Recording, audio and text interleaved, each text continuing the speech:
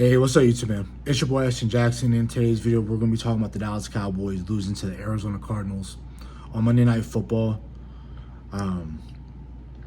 Really, before we even get into it and before I do the intro, man, it's hard to say, but I feel like this season is all but over. You are 3-5-1. No, the season's not completely over. You still have fight. You still have players that you feel like can win you games, but the way in which that you played in today's matchup and today's showing offensively, and the way in which your defense consistently plays for the past 9 weeks, is very tough. That I don't even think you can beat the Raiders. It's gonna be tough playing some of these playoff teams like the Eagles, Chiefs, Lions, Chargers, Vikings. So before we hop into the video, I would appreciate if you guys would like the video, subscribe if you're new, comment, and share my video with anyone who you think will enjoy my content.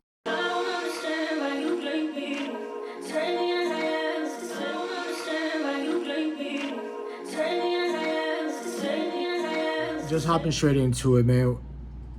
You were pitiful on all phases of the game today, really. Offensively, defensively, special teams, you missed a kick, but I can't really blame special teams. I think the special teams was your best part of your team today, but even then you can't really fully hype them up because they let a lot of big plays happen with Greg Dortch on punt returns and kick returns. But the story of this game really is that offensively you shot yourself in the foot way too many times.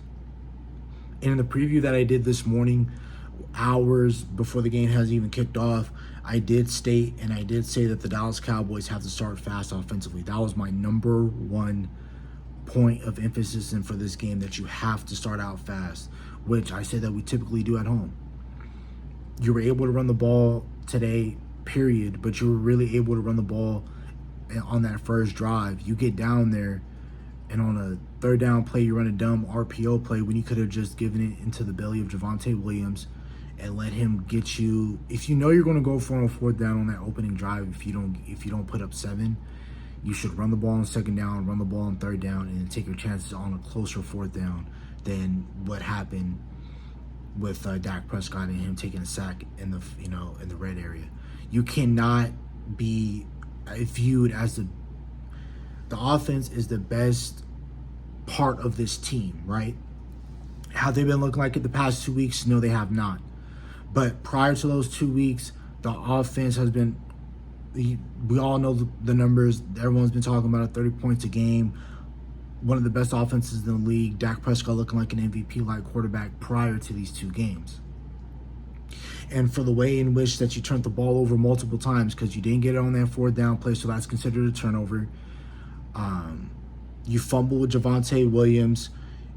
Jake Ferguson freaking fumbled.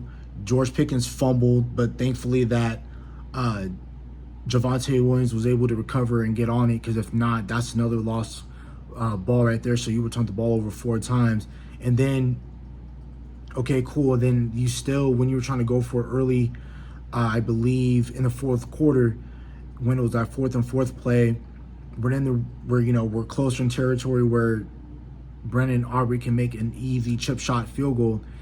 I don't know what Dak and CD are doing, but CD, he's running towards the defender when again, typical awareness, you have to pay attention. You know that it's 4th and 4. Get your 5, run at 5 or 6 yards, turn around, catch the ball, get down. But no, that's not what happens. I don't know what the play call was on that 4th down, but it was very egregious in my opinion, and it was just dumb. Dak Prescott has to make a high lollipop throw. CD's having to wait for the ball, and bam, turn around, and the ball's an incomplete pass. Dak was 24 of 37 with 254 yards passing with a touchdown. Javonte Williams had 83 yards on 15 carries. He averaged 5.5 yards a carry. Dak was 4 of 34. Javonte was 1 of 3. Malik Davis was 1 of 3. We were able to run the ball 123 yards. Again, it doesn't really matter about the offensive numbers. CD had 7 catches, 85 yards. Pickens had 6 of 83. Jake Ferguson had 5 of 50. But it doesn't matter the type of numbers that you put up when you're, again, shooting yourself in the foot with how bad you've been playing offensively tonight, man. Your offensive line was getting chewed up and beat up all night tonight. Walter Nolan's first game of the season. He comes in, he makes an impact. We took Terrence Steele out of the game because we know that he's susceptible and he's used to getting beat by Josh Sweat.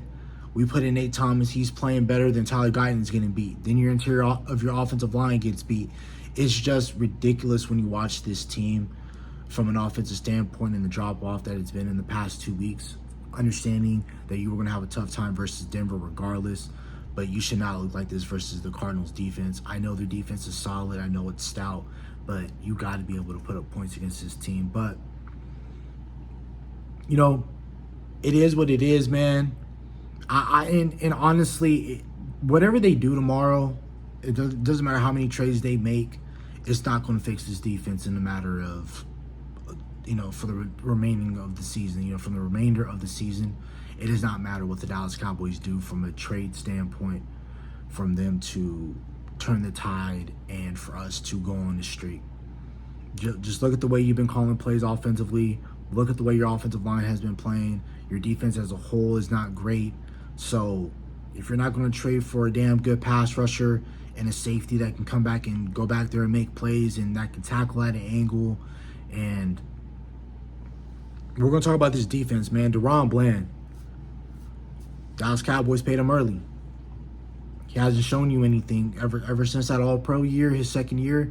He hasn't shown you anything. He's been hurt.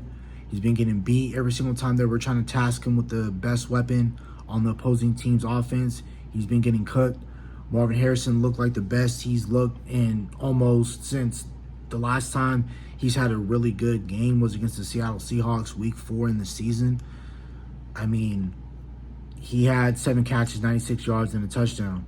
I heard on the broadcast that they were hyping him up, talking about he was running great routes. Have you been Troy? Like, Troy was the one who made that statement, but I'm like, are you guys seeing the way they were playing defense? We're playing 7 to 10 yards off the freaking football. Marvin Harrison, all he's doing is just running upfield and turning around. Mike McCarthy's offense would have ate against Matt Eberflus with how bad Matt Eberflus was running defense today and how he had the corners running. They were playing at the stakes and they were playing 10 yards off the ball. It was freaking ridiculous. Again, there's already the fire Matt Eberflus chance anyway, but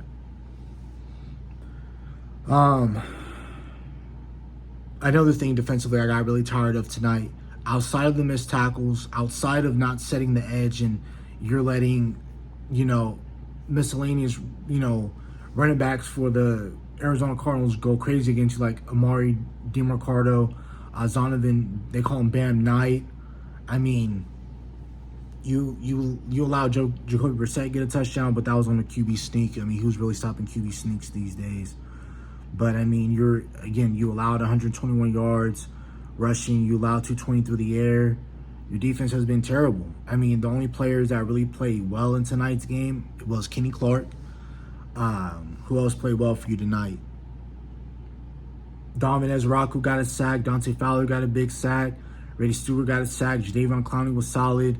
Kenneth Murray was solid. But overall, team defense, he wasn't that great tonight. And again, it just goes back to we're just not playing complementary football. When the defense gets to stop, offense either turns the ball over or they're getting an easy 3 and out. It just is what it is with this team. And we're about to regroup. And we have a bye week, and it's a much-needed bye week. We needed this.